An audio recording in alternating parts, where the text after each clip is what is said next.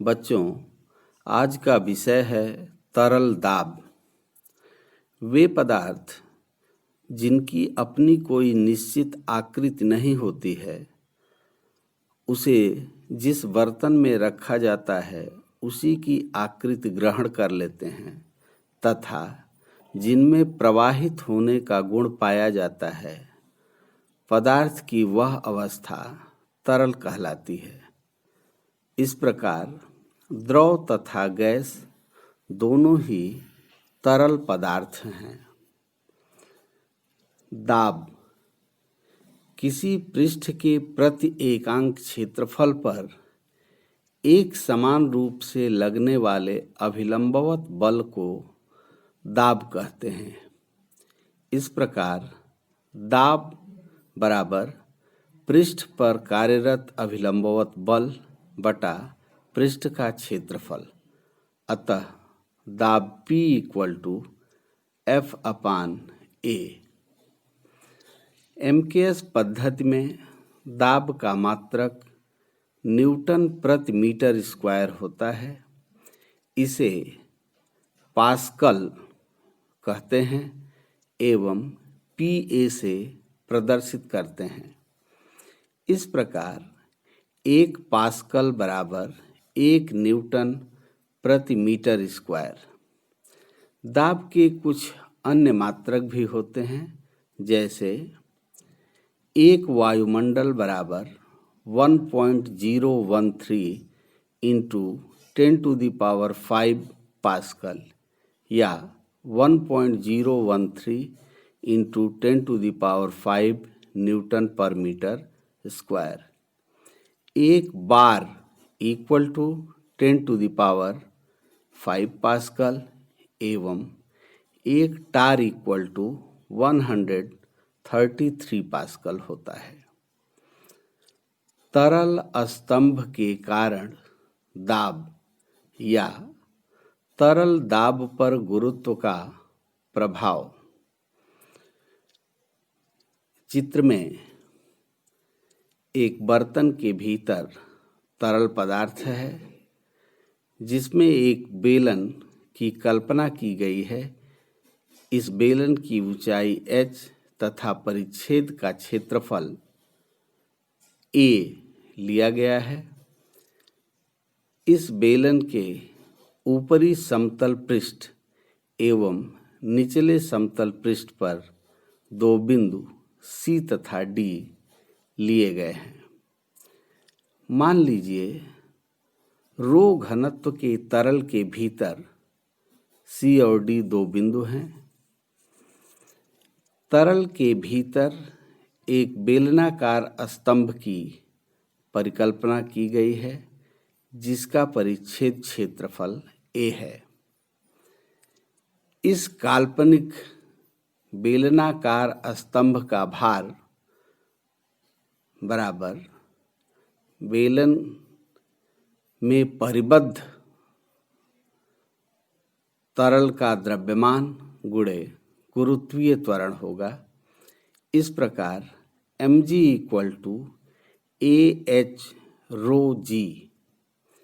यदि बिंदु C एवं D पर दाब क्रमशः P1 और P2 हों, तब बिंदु C पर बल P1A नीचे की ओर तथा D पर बल P2A ऊपर की ओर कार्यरत हैं।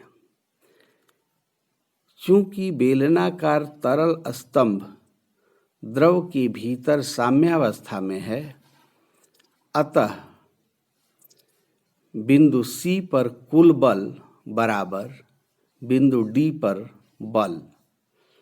अतः P1A + mg = P2A या P2A - P1A बराबर mg या P2 - P1 × A बराबर Ah/ρg। अतः P2 - P1 = h/ρg होगा। यदि बिंदु C तरल के स्वतंत्र तल पर हो तथा स्वतंत्र तल से बिंदु D की गहराई h हो तो तरल के स्वतंत्र तल अर्थात बिंदु C पर दाब वायुमंडलीय दाब के बराबर होगा।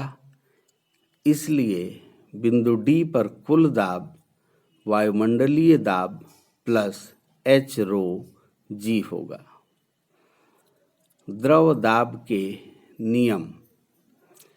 किसी द्रव के भीतर एक ही क्षैतिज तल में स्थित सभी बिंदुओं पर दाब समान होता है। स्थिर द्रव के भीतर किसी बिंदु पर दाब द्रव के मुक्त पृष्ठ से उस बिंदु की गहराई h के अनुक्रमानुपाती होता है। किसी द्रव का दाब उसके घनत्व रो के अनुक्रमानुपाती होता है तथा द्रव का दाब बीकर के क्षेत्रफल अथवा उसकी आकृति पर निर्भर नहीं करता है। पास्कल का नियम। इस नियम के अनुसार जब किसी परिबद्ध द्रव पर दाब डाला जाता है तो वह बिना क्षय हुए संपूर्ण द्रव में सभी दिशाओं में एक समान रूप से संचरित हो जाता है। इसलिए इसे द्रव के दाब का संचरण नियम भी कहा जाता है। व्युत्पत्ति। मान लीजिए कि एक बर्तन में भरा द्रव साम्यावस्था में है। द्रव के भीतर C और D दो बिंदु लेकर उसे अक्ष मानकर एक लंब वृत्तीय सममित वेलन की कल्पना करते हैं जिसके परिच्छेद का क्षेत्रफल A है।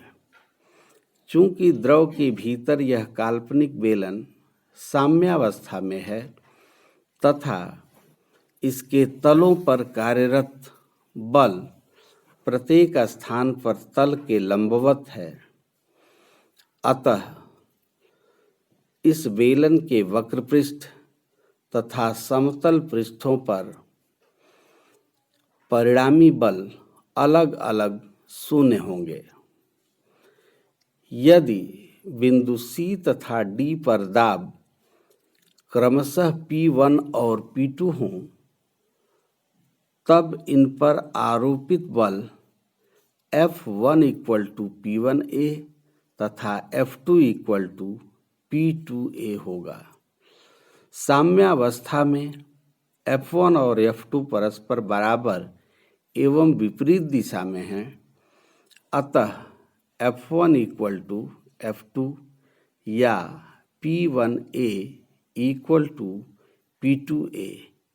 इस प्रकार P1 = P2 अर्थात द्रव के भीतर बिंदु C और D पर दाब समान होंगे यदि गुरुत्व के प्रभाव को नगण्य माना जाए।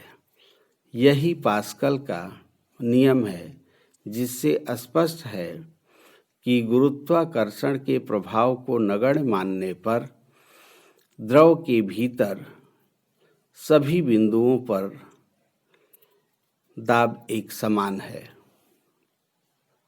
बच्चों, आज के लिए बस इतना ही। धन्यवाद।